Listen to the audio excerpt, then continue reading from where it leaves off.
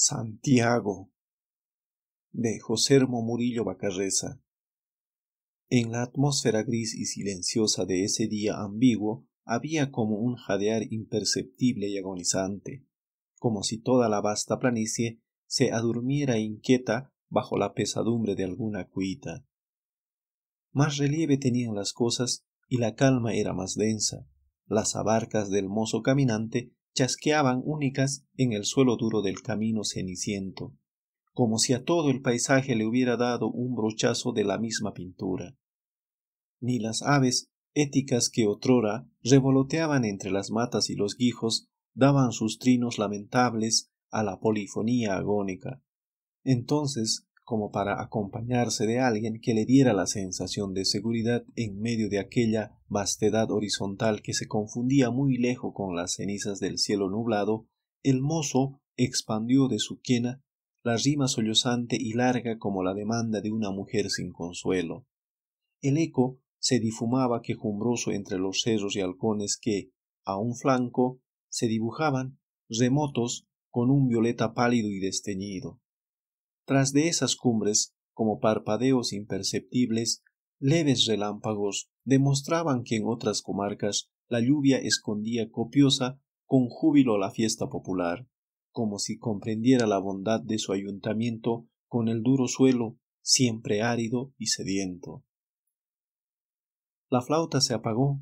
El indio, joven recio, que venía a pie desde un caserío oculto en el brazo de dos cerros, erizado de pencas y pasacanas, sintió sus manos ateridas por la brisa que, acariciante y sutil, le hacía palpitar las mejillas.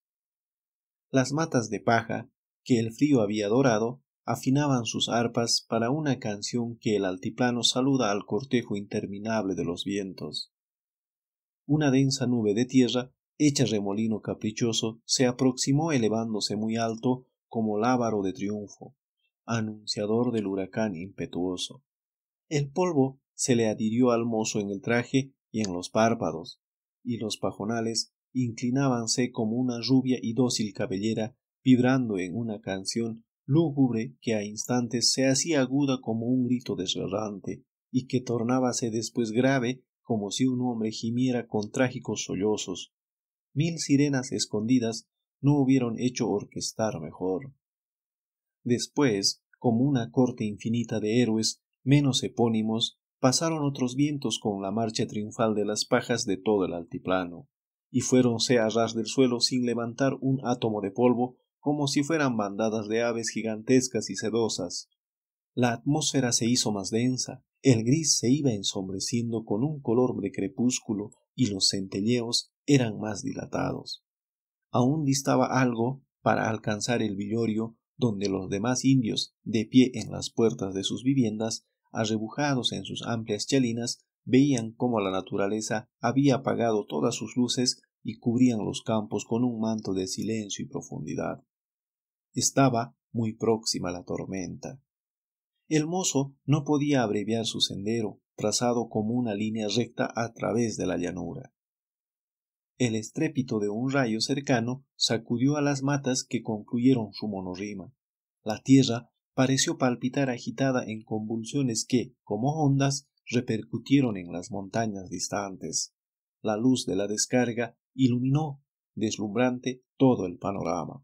Una nube de polvo se fue disolviendo lenta como el humo de un disparo, y cuando llovía con gotas menudas e inficionantes, y los chiquillos de la aldea jugaban en el lodo o se salpicaban con el agua de los regatos, las indias, en el fondo de sus cabañas, seguían pronunciando frases para conjurar el rayo.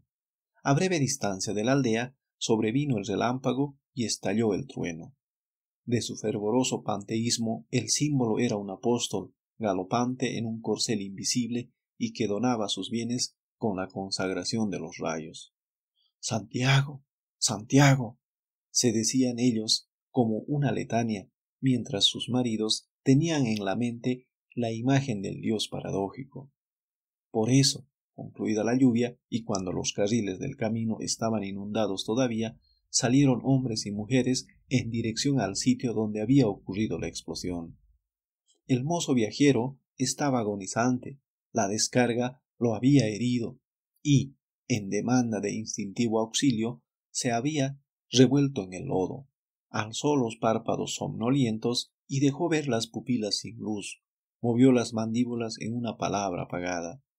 Los demás indios, arrodillados en torno suyo, no se aproximaron más cohibidos por su misticismo, expectaron los rictus agoniosos del que no alcanzará la jornada.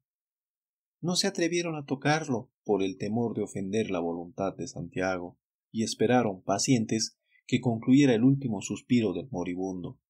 Sólo cuando éste dejó caer el mentón y se le aflojaron los tendones, las mujeres le dieron una posición digna y los hombres lo trasladaron a un poncho que había extendido en el suelo húmedo. Así, en procesión, retornaron a la aldea donde concluyeron el funeral. Mientras tanto, otros levantaron un túmulo en el sitio donde había descendido el apóstol tonante y que habría consagrado con uno de sus gallos. Al otro día, llenos de íntima alegría, ataviaron de gala y, con presentes diversos, fingieron despedir a Santiago, que hasta entonces había permanecido oculto en la superficie.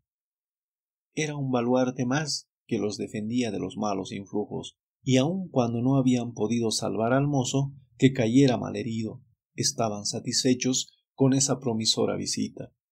A los padres del desaparecido, con un orgullo imposible de disimular, sin el más mínimo dolor, anunciaban desde entonces: a nuestro hijo se lo llevó el rayo. Las matronas sentían el escozor de la envidia, y los hombres se empequeñecían ante la preferencia del apóstol.